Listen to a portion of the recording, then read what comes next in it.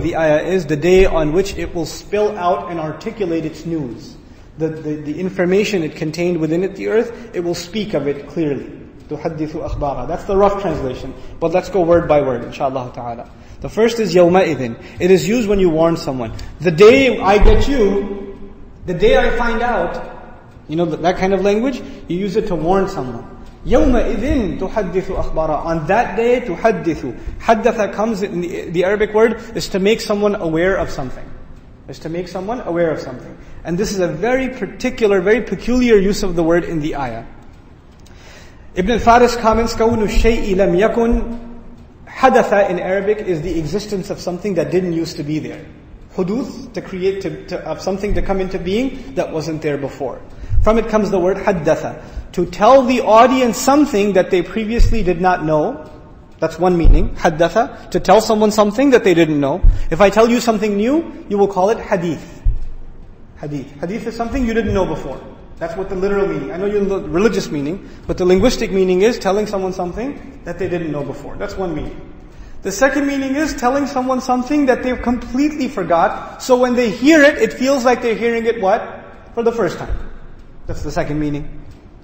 The third meaning of haddatha is when the speaker speaks about something and he uses language assuming that people in the audience have never heard it before. Like you know how they do this in TV shows and things like that. They'll say previously on our show and they'll give you a recap. Assuming that you might have missed an episode, right? So when you speak in a way that assumes you missed the previous class, you missed the previous lecture, you missed the previous discussion, and you start from the very beginning, not missing any gaps. Even if people have heard it before, you're speaking in a way that says, I'm going to pretend you don't know any of this. I'm going to explain every last detail. I will not assume that you know anything, that you can fill in the blanks yourself. That's the word used for how the earth will speak on that day. In other words, it will give every last detail out. And the people that will be listening, some of them will have forgotten those details and the earth will remind them. The earth will remind them of those details of their deeds that they have forgotten. That's one implication. The other is the human beings, we forgot them, the earth reminds us. And when it reminds us, because we are insan, we're forgetful, it'll feel like we're hearing it for the first time. The shock of it will be like the shock of some new event. Subhanallah. What to do. And Allah Azza wa Jal uses this word for the earth and says on the day it'll spill all its beings, clearly articulate every single one of its news. Why? بِأَنَّ, because of the fact that its master, Rabbaka, your master actually, Rabbaka, we'll talk about that in a second, has given it, dropped a hint at it. Allah basically barely hinted at the earth to do this, and this event takes place. Translation first. The day on which people will be turned away into multiple groups so they may see their actions. That's a rough translation. Now we're going to go word by word and figure some things out about this ayah. On that day, people will be turned away. Yasdur. From sadr is a chest. Sadir in Arabic, this is very important to understand. Sadir in Arabic is someone who left home, went and got some water from the well or the watershed, and then came back home. Left, went somewhere, and came back. This is called sadir. If someone only came home, which means they're a newcomer, they didn't go and come back, they only came. They're called warid. So warid and sadir are antonyms, they're opposites of each other. Warada and sadar, they're two different words, okay? Sadr in Arabic is to go and come back. Allah says, يَوْمَئِذٍ يَصْدُرُ النَّاسِ. People on that day. Now people is being used. All people are going to basically, now what is this going and what is this coming back? The question to ask is, where are they going to go? And what are they coming back to? This is a very powerful word that's used in this ayah to describe the last day. It's a radical concept. You know, the Day of Judgment, you know about it since you were little. You've heard about the Day of Judgment, many, many times. And Allah talks about it so many times. But the way He talks about it, the way He makes it a new subject every time, it's incredible. How can one subject become new every time? Allah Azza wa Jalla is saying, this world, this is our starting point. We started here. Then we went into our graves. We spent time in our graves and then we what? Came back out. When we were in this world, this was the time to do deeds. Then we left. When we came back, it's time to suffer the consequences of our deeds. You come back and it's not the same earth anymore. يَوْمَ تُبَدَّلُ الْأَرْضُ غَيْرَ الْأَرْضِ. The day on the earth will be changed into something other than the earth. When we go into the grave, this world was something we recognized. When we come out, it's the same earth, but it's not something we recognize. We're brought back. Now the previous time was to do deeds. The previous time when we were here to begin with, it was to act. The second time, to witness our acts. Now you can't do anything now. Now you're helpless. You can't even move your hands. The hands are going to be moved for you. You can't even speak. Your tongue will speak against you. While you were here the first time, you were in control. When come here the second time, Allah says, لِمَنِ الْمُلْكُ الْيَوْمِ. Who has authority today? Allah asked that question. Right? Same earth. But when you go, you come back, it's not the same place anymore. It's completely transformed. You understand? يَوْمَئِذٍ يَصْدُرُ النَّاسِ. Now when you were at this home, you were living with your family, you were living with your friends, Muslims were living with non-Muslims, Muslims were living with hypocrites, the true believer living in the same house as a munafiq, as a weak believer. Everybody was mixed together. It was all one society. But this is when you were here.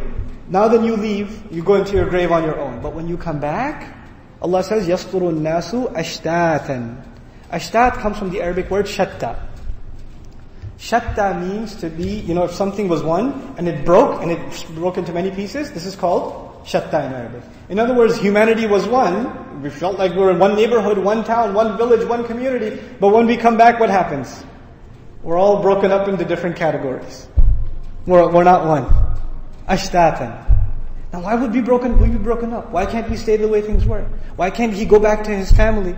Allah says, إِنَّهُ كَانَ فِي أَهْلِهِ مَسْرُورًا. He used to be happy with his family. Can't go back to his family now. About the kafir. But for the believer, he says, وَيَنْقَلِبُ إِلَىٰ أَهْلِهِ مَسْرُورًا. He gets to go back to his family. This breaking up will be in accordance with everybody's degree and rank of good deeds and evil deeds. The good, the better, in a certain rank. السابقون السابقون أولئك المقربون. Right? Then those who followed them. People will be ranked according to their deeds. You will not get to meet people who lived in the same neighborhood. You'll get to meet people who are in the same rank. They scored in the same percentile as you. You're broken up into these ashtat. Some argue these are only two ashtat, two groups, two large groups.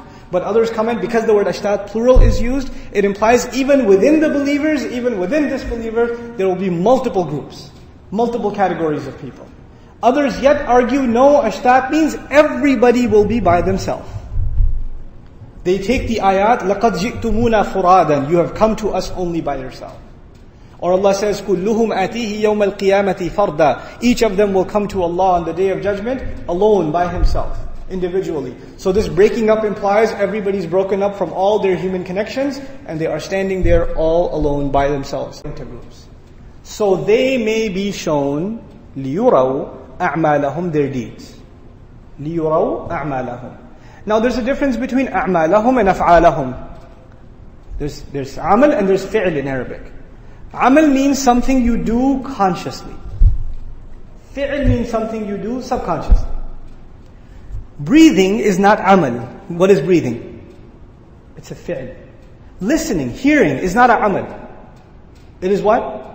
A fi'l. You just do it. You don't have to consciously make I'm going to actually hear a sound. You don't do that. By the way, listening carefully is a amal. But hearing a sound is a fi'l. You understand? One is conscious, one is subconscious. You don't even have to make an effort to do it. When you open your eyes, the fact that you see is a fi'l. What you look at would have to be what? Amal. You understand the difference?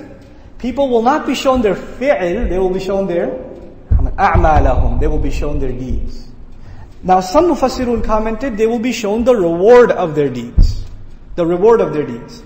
Others commented, no, this is not the place where the rewards are talked about. This is the place where just the deeds are talked. They'll be shown their deeds. What does this mean? This is the last comment. We'll explain it more when we come back, inshallah ta'ala. Here's what I want you to know. We do a lot of bad things, even Muslims. We do bad deeds and we do good deeds. Kuffar also do bad deeds and they also do good deeds. Now, the kuffar, even their good deeds, don't count. If you don't have that one good deed, which is La ilaha illallah, none of your good deeds count. If you could give charity, be nice, etc. None of that counts. It's all multiplied by 0 if you have kufr. Shaitan had a lot of good deeds, but he multiplied them all by 0 by doing one act of kufr. Right? So kufr multiplies all your good deeds by 0. Now on the other hand, the believers, they have bad deeds. But then Allah tells us, you do this, some of your deeds are wiped away. You do istighfar, they're wiped away. You do tawbah, they're wiped away, right? They're erased, etc., etc. But what we're learning here is, you know how, what we're learning is, these were the points taken off, and then you did this, and you got credit for them. So it's like a ledger with debit and credit, right? Minus and plus. And of course, for the believer, he may have a lot of minus, but his pluses can cancel this out. And then the bottom, the statement on the bottom tells you what the eventual balance is. But the balance is on the bottom. In the statement, what do you see? Only the credit or only the debit? What do you see? You see both. You see the good and you see the bad. The bottom will show us what ended up happening in the end, what deeds did Allah count, which one were taken as sincerity, which one were not, which one were cancelled out, which deeds were erased, etc., etc. But the first step will be, you'll be shown everything. You'll get to see the whole picture.